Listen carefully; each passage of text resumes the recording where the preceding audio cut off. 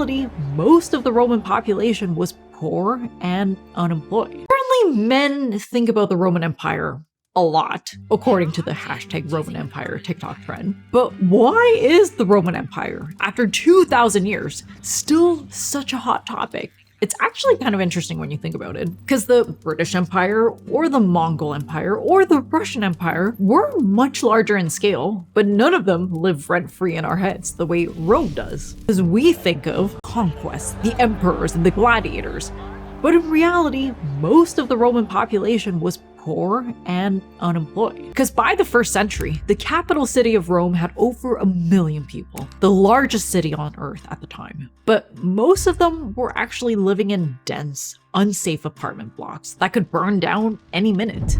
Plus, they relied almost entirely on external grain shipments to feed the entire population, but that was very precarious. They could be delayed because of storms or bad harvests, and even piracy was not uncommon. And when this happened, riots erupted almost immediately. The Emperor Claudius was almost lynched when one of the grain shipments were delayed. The real danger is a hangry population.